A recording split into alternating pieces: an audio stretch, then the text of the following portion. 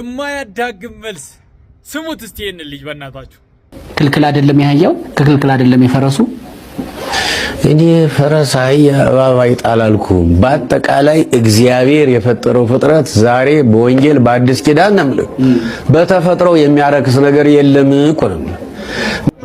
አባቴ እኔ እንደ ትቢያ ሰው ዕውቀት ያልታደለኝ ለአገልጋይ ያልበቃው እምነት የጎደለኝ እርሱን ያክል አባት ደፍሬ ባልከስም ስብከቱን ሰምቼ አትብላ ያለኝን በልቼው አልረክስም። በማቴዎስ ወንጌል 5:17 ትምህርቱ ሲወጣ ተጽፎ የለም ወይ ሕግን ሊያጸና እንጂ ሊሽር እንዳልመጣ?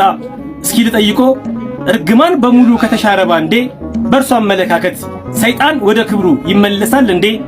እንኳንስ ጠግቤ አትብላ ያለኝን ሆዴ ውስጥ ከትቼ ጾሜም አላረፍኩም ኃጢአት መስራት ትቼ። አባቴ የክህነት ልብሶን መድፈር ባይሆንብኝ ጥሬ እየቆረጠምኩ ብኖር ይሻለኛል ስብከቱ ይቅርብኝ። አበው ሃይማኖት አትታደስ በፍጹም አንበላ ቃሎት ያሰማልን።